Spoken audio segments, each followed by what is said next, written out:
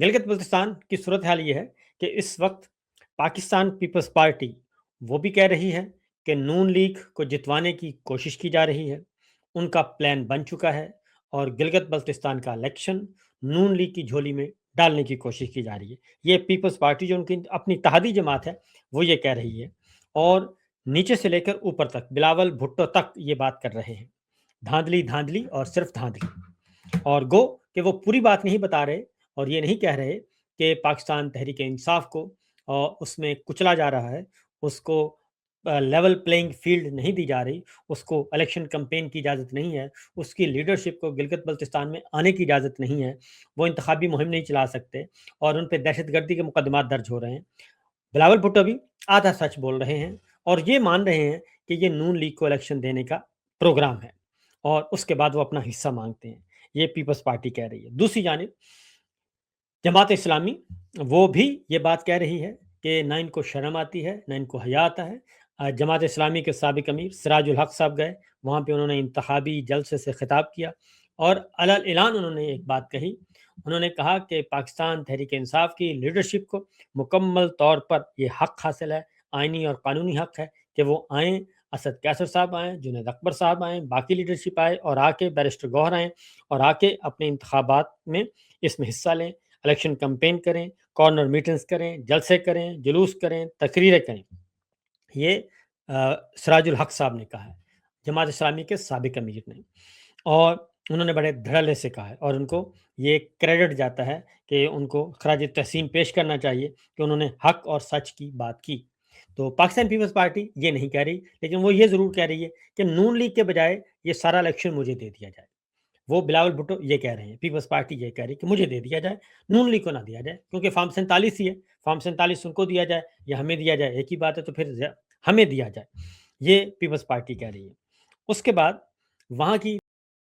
दीगर जमातें जो हैं वो भी यही कह रही हैं और इस वक्त जो इंडिपेंडेंट सर्वेज हो रहे हैं, यहाँ तक के इंटेलिजेंस इदारों के जो सर्वे हैं वो ये बता रहे हैं कि पाकिस्तान तहरीक इंसाफ गिलगित बल्तिस्तान के इलेक्शन में क्लीन स्वीप कर रही है। उनके जो उम्मीदवार हैं जिनको मुख्तलिफ इंतखाबी निशान अलॉट किए गए हैं वो क्लीन स्वीप कर रहे हैं और मुस्लिम लीग नून सबसे आखिरी नंबर की जमात है गिलगित बल्तिस्तान के इलेक्शन में और उनको ज़्यादा से ज़्यादा 1, 2 और 3 सीटें मिल सकती हैं 24 सीटों में से।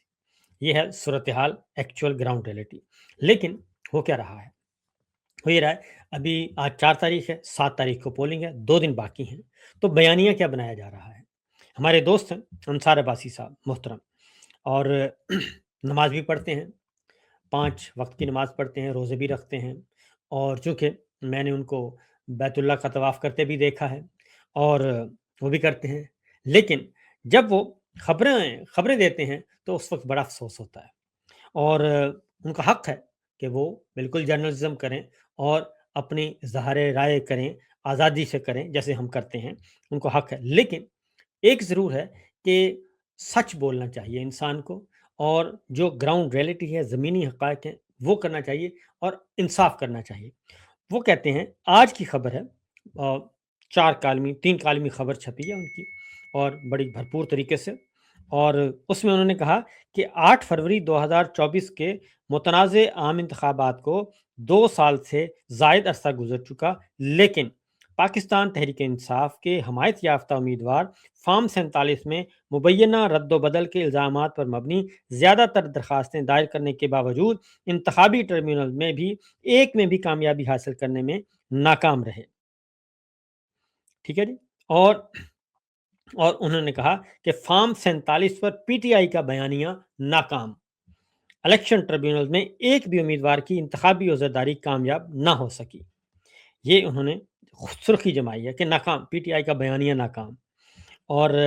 नाकाम रहे। उसके बाद ये सारी चीज़ें उन्होंने बताई, लेकिन हकीकत क्या है? और काश वो ये बात बताते और ये सुर्खी जमाने से पहले ज़रा सोचते कि ये कैसे बयानिया कैसे नाकाम हुआ है। वो खुद कह रहे हैं अपनी खबर में, वो खुद कह रहे हैं कि मुतनाज़ इलेक्शन 8 फरवरी 2024 का मुतनाज़ इलेक्शन, ये बात खुद ही कह रहे हैं और अगले ही लम्हे कह रहे हैं कि पीटीआई नाकाम हो गई। अब ज़रा आपको मैं बताता हूँ हक़ाइक़ क्या हैं। हक़ाइक़ ये हैं, अगर पूरी खबर ہمارے دوست جو ہیں محترم انصار عباسی صاحب اگر اس خبر کو پورا خبر دیں گے تو پوری خبر یہ بنتی ہے کہ 8 فروری 2024 کا الیکشن ہوا، الیکشن چوری کر لیا گیا، فارم 47 جعلی تقسیم کر دیا گیا اور ریٹرننگ افسروں کو مارا پیٹا گیا، اور ایون نواز شریف صاحب کا جو ریٹرننگ افسر ہے وہ رات کو 12 بجے چینج کر دیا گیا کیونکہ اس نے رزلٹ دینے سے انکار کر دیا تھا، جعلی الیکشن دینے سے جعلی رزلٹ دینے سے انکار کر دیا تھا۔ پھر خواتین جو پولنگ اسٹیشنز پہ تھیں، خواتین اساتذہ تھیں جو ان کی ڈیوٹی لگی ہوئی تھی، ان کو بھی مارا پیٹا گیا اور الیکشن کے ڈبے بھی اٹھائے گئے، یہ بھی فیکٹ ہے۔ اس کے بعد آگے بڑھتے ہیں۔ پاکستان مسلم لیگ نواز رات 2 بجے سو گئی تھی کہ ہم الیکشن ہار چکے ہیں، یہ بھی فیکٹ ہے۔ اس کے بعد اگلی باری آتی ہے، جب فارم 47 تقسیم کر دیا تو پھر کیا ہوا تھا؟ پھر یہ ہوا تھا کہ 6 ماہ کے اندر اندر الیکشن جو ٹریبیونلز میں جاتی ہیں درخواستیں، انتخابی عذرداری کہتے ہیں، کہ جس کو کوئی اعتراض ہو۔ اس کے بعد ہوا یہ کہ وہ الیکشن ٹریبیونلز بنتے ہیں اور انہوں نے 6 ماہ کے اندر اندر فیصلے دینے ہوتے ہیں، 180 دن کے اندر اندر۔ اس کے بعد وہ بن گئے، الیکشن ٹریبیونل بن گئے، اور وہ ہوتے ہیں ہائی کورٹ کے ججز، اور ان کو چیف جسٹس صاحبان نومینیٹ کرتے ہیں، تمام 5 ہائی کورٹس کے جج صاحبان، اسلام آباد ہائی کورٹ اور 4 صوبائی۔ جب وہ بن گئے اور اسلام آباد ہائی کورٹ میں 3 حلقے اسلام آباد کے، تینوں حلقوں کا جسٹس جہانگیری صاحب نے منگوا لیا، سارا ڈیٹا منگوا لیا، اور جب انہوں نے ڈیٹا منگوایا تو وہ ڈیٹا دینے سے انکار کر دیا گیا کیونکہ وہ تینوں حلقے فارم 47 کے چوری شدہ تھے اور پی ٹی آئی کے تینوں حلقے امیدوار جیتے ہوئے تھے۔ اس کے بعد آ جاتے ہیں کمشنر راول پنڈی، لیاقت چٹھا صاحب، وہ آتے ہیں اور وہ پریس کانفرنس کرتے ہیں اور وہ بتاتے ہیں کہ راول پنڈی ڈویژن کی تمام سیٹیں جو ہیں وہ چوری کر لی گئی ہیں، اور فارم 47 ہمیں زبردستی 50 ہزار کی لیڈ جو ہے وہ ختم کروائی گئی اور نون لیگ کو سیٹیں دلوائی گئیں۔ راول پنڈی پورا ڈویژن، راول پنڈی، چکوال، جہلم، آپ کا اٹک، آپ کا تلاگنگ، آپ کا مری، یہ سارے علاقے جو ہیں وہ کہتے ہیں کہ سارے کے سارے سیٹیں، اور وہ کتنی سیٹیں تھیں؟ بے شمار سیٹیں تھیں، کوئی 30-32 تھیں آپ کی صوبائی اسمبلی کی، پنجاب اسمبلی کی، اور کوئی 15-16 سیٹیں تھیں قومی اسمبلی کی، وہ ساری چوری ہو گئیں۔ اور جب جسٹس جہانگیری صاحب نے یہ حساب مانگا، یہ ریکارڈ مانگا، تو اس کے بعد ان کی سماعت ہی روک دی گئی۔ پھر جسٹس جہانگیری صاحب کو کہا گیا کہ آپ یہ کام نہیں کریں گے۔ پھر جسٹس جہانگیر صاحب نے انکار کیا، اور جب انکار کیا تو ان کے خلاف جعلی ڈگری کا جھوٹا مقدمہ بنایا اور ان کو ملازمت سے فارغ کر دیا، اور قاضی کورٹ نے ان کو فارغ کیا۔ اس کے بعد ڈوگر کورٹ نے ان کو فارغ کر دیا۔ آج تک نہیں ہوا کہ ان کو جج صاحب نے فارغ کر دیا۔ اس کے بعد کیا ہوتا ہے؟ اس کے بعد ہوتا ہے 5 آنریبل ججز ہیں، ان کو آپ نے اسلام آباد ہائی کورٹ سے ہی نکال دیا۔ پھر کیا ہوتا ہے؟ پھر آپ ریٹائرڈ ججز کو لے کے آتے ہیں، اور ریٹائرڈ ججز کو آپ ٹریبیونل کے ممبر بناتے ہیں، اور وہاں پہ نواز شریف صاحب کا کیس جاتا ہے ٹیکنیکل گراؤنڈ پہ۔ وہ کہتے ہیں جی ٹیکنیکل گراؤنڈ، دستخط ٹھیک نہیں ہے، اور اس لیے خارج۔ مریم صاحبہ کا کیس جاتا ہے مہر شرافت کا، وہ بھی ٹیکنیکل گراؤنڈ پہ فارغ۔ اون چودھری کے خلاف کیس جاتا ہے ٹیکنیکل گراؤنڈ پہ فارغ، کیا نہیں ہے جی؟ دستخط نہیں ہے، تاریخ صحیح نہیں لکھی، یہ تو میرٹ تو کبھی ڈسکس ہوا ہی نہیں ہے۔ تو اس لیے محترم انصار عباسی صاحب نے یہ جو پوری سٹوری کی ہے اور جو پوری خاص طور پہ ہیڈ لائن لگائی ہے وہ عجیب و غریب ہیڈ لائن ہے، اور اس کا علاوہ اور کوئی نہیں ہے کہ جناب جو ہے گلگت بلتستان کا الیکشن ہے، اس کے لیے وہ سب کچھ تگ و دو کر رہے ہیں سارے کے سارے مل کے کہ گلگت بلتستان کے الیکشن سے پہلے ایسا نیریٹو بنانے کی کوشش کی جائے۔ اگلی خبر ایک اور ہے جی، اور وہ سپریم کورٹ کا ایک 2 فیصلے آئے ہیں آج سپریم کورٹ کے، اور بڑے ہی امپورٹنٹ ہیں اور جاندار فیصلے ہیں۔ اور پہلا فیصلہ آپ کو معلوم ہوگا کہ ابھی بھی نور مقدم ایک خاتون تھی، پڑھی لکھی خاتون تھی، ان کو قتل کر دیا گیا تھا، اور یہ قتل کیا گیا تھا ان کے ایک دوست تھے اور ظاہر جعفر، اور بڑے تگڑے امیر لوگ ہیں، دولت مند لوگ ہیں، انڈسٹریلسٹ ہیں اور نامی گرامی ہیں، اس میں کوئی شک نہیں ہے۔ اور انہوں نے ایک قتل کیا تھا اور نور مقدم کو قتل کر دیا، اور اس کے بعد یہ کیس بہت زیادہ ہائی لائٹ ہوا، اور پھر ظاہر جعفر کو، اور وہ ہیں بھی، ان کے پاس پاسپورٹ بھی دوسرے ملک کا ہے اور پاکستانی نیشنل بھی ہیں، دوسرے ملک کی بھی شہریت ہے، ان کا ان کو بچانے کی بہت کوشش کی گئی، ڈسٹرکٹ کورٹ نے سزائے موت دی، ہائی کورٹ نے سزائے موت برقرار رکھی، تو آج سپریم کورٹ میں مقدمہ پہنچا ہوا تھا اور بڑا امپورٹنٹ کیس تھا، اور اس میں خواجہ حارث جو ہیں بہت ہی نواز شریف صاحب کے وکیل رہ چکے ہیں، عمران خان صاحب کے وکیل رہ چکے ہیں، اور عمران خان صاحب کا مقدمہ آدھے میں چھوڑ کے وہ نکل گئے تھے اور نواز شریف صاحب کے آخر تک ان کے ساتھ رہے، تو خواجہ حارث صاحب وہ آج لے کے آئے تھے نظر ثانی کی اپیل سپریم کورٹ میں، یہ اور اس میں انہوں نے یہ کہا، خواجہ حارث نے یہ مان لیا کہ جی بالکل قتل تو کیا ہے، اور ظاہر جعفر نے کیا ہے اور نور مقدم کو کیا ہے، اور انہوں نے کہا کہ میں سب سے پہلے تسلیم کرتا ہوں کہ مقتولہ نور مقدم کے ساتھ ظلم ہوا، اور پھر وہ کہتے ہیں کہ اس ضمن میں وہ مقتولہ کے خاندان کے سامنے معذرت خواہ ہیں، اور پھر کہتے ہیں کہ ان کے دلائل کا مرکزی نقطہ وقوع کے وقت مجرم کی دماغی حالت ہے، کیونکہ یہ مغرب میں بھی چلتا ہے، تو یہ دماغی حالت کو وہ کہتے ہیں ذرا کوشچن کریں، تو اگر آپ دماغی طور پہ کسی کو دیوانہ ثابت کر دیں تو پھر اس کو سزا نہیں ہوتی، لہذا اس پوائنٹ پہ آ رہے تھے، ٹیکنیکل گراؤنڈز پہ آ رہے تھے، جیسے فارم 47 جعلی الیکشن ٹیکنیکل گراؤنڈز پہ فارغ ہو رہے ہیں، ادھر بھی خواجہ حارث صاحب نے ٹیکنیکل گراؤنڈ لینے کی کوشش کی، کیونکہ ان کو پتہ تھا کہ قتل تو ہوا ہے اور یہ تو بات ثابت ہو چکی ہے، اور کہتے ہیں نور مقدم کے قتل کے وقت ان کا موکل جائے حادثہ پر موجود تھا، اور اس کے ساتھ ساتھ یہ بھی کہا کہ وہ اس بات پر اصرار نہیں کریں گے کہ ان کے موکل نے نور مقدم کو قتل نہیں کیا، یعنی کہ وہ انہوں نے کہا کہ کیا ہے، اور پھر یہ کہتے ہیں کہ نور مقدم جب قتل ہوئی تو اس وقت ان کے موکل کی دماغی حالت ٹھیک نہیں تھی، اور ٹرائل کے دوران جیل میں بھی مجرم کو ادویات دی جاتی رہیں، اور پھر انہوں نے کہا کہ ریکارڈ موجود ہے کہ ظاہر جعفر ہائی پولر ڈس آرڈر، شیزوفرینیا اور ڈپریشن کی ادویات لیتا تھا، اور ان کے بقول یہ وہ بیماریاں ہیں جن میں مریض میں جارحانہ مزاج آ جاتا ہے، اور مجرم کی طرف سے دائر کی گئی نظر ثانی کہ اس اپیل کی سماعت کرنے والے سپریم کورٹ کا جو 3 رکنی بینچ تھا وہ تھا جسٹس اشتیاق ابراہیم نے جو پشاور ہائی کورٹ سے ہیں، انہوں نے سوال اٹھایا، انہوں نے کہا کہ ایسا ریکارڈ دکھائیں جس سے معلوم ہو سکے کہ ان بیماریوں میں مبتلا ہونے کی وجہ سے مجرم کا علاج کب اور کہاں سے شروع ہوا، انہوں نے سوال اٹھایا، اور انہوں نے کہا کہ اس وقت نور مقدم کو جب قتل کیا گیا آیا اس وقت بھی مجرم کا علاج چل رہا تھا، اور پھر جسٹس صلاح الدین پنور نے یہ کہا کہ پوچھا خواجہ حارث سے، مجرم کے وکیل سے، کہ ثابت کریں کہ مجرم کب اس بیماری کا شکار ہوا اور کس ڈاکٹر نے علاج کیا، اور اس کے ساتھ ساتھ مجرم کی سکول، کالج یا یونیورسٹی کی پوری میڈیکل ہسٹری ہوگی، اگر وہ اس طرح کے ہے بیماری میں مبتلا تھا تو بتائیں، اور ان تمام سوالوں کے جواب میں خواجہ حارث نے لندن کے ہارلے اسٹریٹ کلینک کا خط عدالت میں پیش کر دیا، اس خط کو پڑھنے کے بعد جسٹس صلاح الدین پنور نے مجرم کے وکیل سے کہا کہ اس خط پر تو سن 2022 کی تاریخ درج ہے، اور پھر کہا کہ کیا مجرم نور مقدم قتل کے وقت واقعے کے بعد خود خط لینے لندن گیا تھا، اور جسٹس صلاح الدین نے مجرم کے وکیل سے پوچھا کہ آپ کی دلیل ہے کہ مجرم کو مرضی کا وکیل نہیں ملا، اور عجیب حیرت کی بات ہے کہ مجرم کو مرضی کا وکیل نہ ملا لیکن لندن سے اس کے لیے خط آ گیا، اور یہ وہی بات ہے جیسے قطری خط آ گیا تھا، اور جیسے کیلبری فونٹ آ گیا تھا پاناما میں،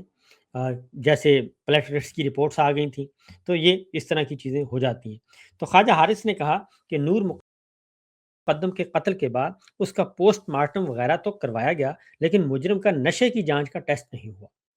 اور پھر کہتے ہیں کہ پروسیکیوشن کی جانب سے مجرم کے نشے کا ٹیسٹ کیوں نہیں کرایا گیا، جس پر عدالت کی طرف سے ریمارکس دیے گئے کہ یہ معاملہ ٹرائل کورٹ میں اٹھانا چاہیے تھا، سپریم کورٹ ٹرائل کورٹ نہیں ہے، یعنی وہ کہتے ان کا خیال تھا کہ ہم اس نقطے پہ آئیں گے تو یہ ہمارا کیس جو ہے وہ واپس بھیج دیں گے ٹرائل کورٹ میں اور ریمانڈ ہو جائے گا، اور اس دوران مزید کچھ ٹائم گزرے گا، ہم مزید آگے کریں گے، اور اس لیے انہوں نے کہا کہ آگے پھر جا کے وہ کہتے ہیں کہ خواجہ حارث صاحب نے، تو انہوں نے کہا کہ جی ٹرائل کے دوران انہوں نے کہا کہ وکیل نے کہا، خواجہ حارث نے کہا کہ جی ٹرائل کے دوران جس طرح کی رپورٹنگ ہوئی اب وہ میڈیا پہ ڈال رہے ہیں، وہ رپورٹنگ ہوئی جس کو دیکھتے ہوئے استغاثہ نے دباؤ میں آ کر میرے موکل کا ٹیسٹ نہیں کروایا، اور پھر خواجہ حارث کہتے ہیں کہ सोशल मीडिया पर भी चल रहा था कि मुजरम को नशा का आदी साबित करके बचाया जाएगा, और मुजरम के वकील ने कहा कि मैं माजरत के साथ जज साहब ने भी ट्रायल के दबाव दौरान मीडिया का दबाव लिया। अब ये बड़े पुराने हरबे हो गए हैं कि जो आपको बीमारी नज़र आए, समझ आए, अपनी गुनाहों को छुपाना हो, तो आप कह रहे हैं सोशल मीडिया कर रहा है। इलेक्शन चोरी, सोशल मीडिया यहाँ भी शोर मचा रहा है। गिलगित बल्तिस्तान में इलेक्शन में धांधली हो रही है, ये सोशल मीडिया चल रहा है। फायरवॉल लगा दें, ये वो काम हो रहे हैं। तो सुप्रीम कोर्ट के जस्टिस हाशिम काकड़ साहब ने कहा कि ये अदालत फैसला न अखबारी रिपोर्टिंग पर करती है, न हम सोशल मीडिया के दबाव में आखिर करते हैं। चंद रोज पहले एक और केस में इस इशू को तय कर दिया गया है। यानी कि आजकल जो भी जाता है वो सोशल मीडिया का बहाना बना के मुजरम को बचाने की कोशिश करता है। और फिर जस्टिस सलाहुद्दीन ने कहा कि उन्होंने कहा कि दलाइल में तज़ाद है। आप ये कह रहे हैं कि वक़ूआ के वक़्त मुजरम की ज़हनी हालत ठीक नहीं थी, तो इसका मतलब ये हुआ कि वो सोशल मीडिया के तबसरों को दुरुस्त करार दे रहे हैं। और फिर फ़र्ज़ करें, हम मान लेते हैं कि मुजरम की ज़हनी हालत दुरुस्त नहीं थी, तो सूरत-ए-हाल में नज़रसानी में क्या रिलीफ़ चाहते हैं आप? और अगर मुजरम ड्रग टेस्ट हो भी जाता है, तो आपको इसका क्या फ़ायदा होगा? और इसके साथ-साथ उन्होंने कहा कि ट्रायल कोर्ट में मुआयने के लिए मेडिकल बोर्ड तश्कील देने की इस्तदा मुस्तरद हुई थी, और सुप्रीम कोर्ट में मरकज़ी केस में भी मेडिकल बोर्ड के लिए मुतफ़र्रिक़ दरख़्वास्त दायर की गई थी। और उसके बाद जस्टिस इश्तियाक ने कहा कि ख्वाजा हारिस से उन्होंने कहा कि ट्रायल कोर्ट ने मुजरम की तरफ से दी जाने वाली मेडिकल बोर्ड की दरख़्वास्त को मुस्तरद कर दिया था, और अदालती फ़ैसले को इस्लामाबाद हाई कोर्ट में चैलेंज नहीं किया गया, इसलिए ये मामला तय हो चुका है। ख्वाजा हारिस ने कहा कि उनकी इस्तदा है कि माजी के फैसलों की रोशनी में अदालत नज़रसानी में मेरिट्स देख सकती है, और ऐसी मिसालें भी हैं जिसमें सुप्रीम कोर्ट ने अपने फैसलों पर दोबारा ट्रायल का हुक्म दे दिया। यानी ये चाहते थे कि दोबारा ट्रायल का हुक्म दे दिया जाए, और दोबारा ट्रायल होगा, हम दोबारा फिर कोई ना कोई कहानी करेंगे और मुजरम को बचा लेंगे। तो ये मैंने आपको शुरू में ही बता दिया था, वो यही मुकदमा बना रहे थे। तो उन्होंने कहा कि ये नहीं हो सकता, और सज़ाए मौत देते वक़्त अदालत को हक़ाइक़ सामने रखने चाहिए थे। लेकिन उसमें ये हुआ कि बिलाख़िर जो फ़ैसला किया गया, और उसमें इनकी अपील ख़ारिज कर दी गई, नज़रसानी की भी, और सज़ाए मौत बरकरार रखी गई। इस तरीके से ये सज़ाए मौत जो है वो बरकरार रखी गई है हाशिम हाशिम जाफ़र की, और उनको सज़ाए मौत दी जाएगी। और इस तरीके से फिर उसके बाद उनके वालिद साहब ने बात की। उन्होंने कहा कि मुझे इस दौरान थर्ड पार्टी के ज़रिए धमकाया गया और ब्राइब ऑफ़र की गई, कंप्रोमाइज़ करने के लिए कहा गया कि हम सुलह कर लें। लेकिन उन्होंने कहा कि मैंने सुलह करने से इनकार किया, और मैंने कहा कि ये मामला सिर्फ़ मेरी एक बेटी का नहीं है, नूर मुक़द्दम का, बल्कि ये तमाम बेटियों का मुकदमा लड़ रहा हूँ, ताकि मेरी बेटी तो चली गई, लेकिन आइंदा किसी और की बेटी के साथ ये ज़्यादती ना हो, और कोई भी मालदार आदमी इस तरीके से किसी खातून के साथ पहले खिलवाड़ करे, और उसके बाद फिर उसको इस तरीके से मार दे, जान से ही मार दे, और बाद में फिर आके टेक्निकल ग्राउंड्स पे आके वो कहे कि जनाब आप हमारे जो है मामलात, उसको इस तरीके से कभी वो पैसा लेके आ जाए, और कभी पैसे के बलबूते पर, और कभी कुछ। तो उन्होंने कहा कि ये नहीं हो सकता, और इसलिए उन्होंने आज सज़ाए मौत जो है वो बरकरार रखी, और को रियायत देने से, किसी भी किस्म की रियायत देने से इनकार कर दिया अदालत ने। तो ये बड़ा ही एक परफेक्ट केस था, और जिसकी वजह से आज काफ़ी एक रिलीफ मिला है कि इससे पहले भी कई दौलतमंद जो हैं वो नौदौलती है, उन्होंने जराइम किए, लेकिन वो बच गए, और ख़ास तौर पे सिंध से बच गए। और फिर ये भी है कि हमारी अशराफिया जितनी भी है, वो भी बच जाती है पैसों के बलबूते पर, या बड़े-बड़े ओहदेदारों के। और इसमें चूँकि ये कोई सियासी शख्सियत इन्वॉल्व नहीं थी, सिसिलियन माफिया नहीं था, कोई गॉडफ़ादर नहीं था, इसलिए सुप्रीम कोर्ट ने भी इसमें इंसाफ दिया, और वो प्रेशर में नहीं आई। दूसरा केस एक और था जनाब, एक बहुत मशहूर और मारूफ केस था, और उसमें मज़हब के नाम पे मज़हबी लिबादे ओढ़कर, पहनकर लोगों को, मासूम लोगों को लूटा गया था। ये सिंध हाई कोर्ट का फ़ैसला है, और उसमें एक मशहूर और मारूफ ताज कंपनी और इस तरह की एक मुकदमा आया था, एक दफ़ा एक स्कैम आया था, और ताज कंपनी का मामला था। तो उस वक़्त ये सारी का सारा सामने चीज़ें आई थी, मंज़रें आम पे आई थी, जिसकी वजह से ये केस आया, पहले लोगों से पैसे बटोरे गए, اور تاج کمپنی اور کوآپریٹو انویسٹمنٹ کے نام سے بلینس کا کیس تھا، اور پہلے لوگوں کو جھانسا دیا گیا، پہلے لوگوں کو اعتماد میں لیا گیا، اور اس کے بعد پھر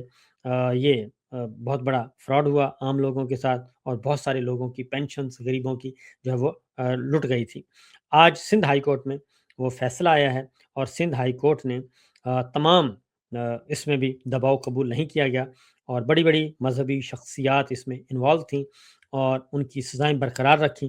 اور کسی کو بھی کوئی رعایت نہیں دی، اور یہاں تک کہ یہ 1982 میں نہیں بلکہ 1980 نہیں بلکہ اس کے بعد آیا تھا جی، اور 1980s میں تو سٹارٹ ہوا تھا، 90s میں یہ 1987 میں یہ معاملہ آیا تھا، اور اس وقت 1987 1988 میں یہ جب اسکیم ناکام ہوئی تو پھر 89 میں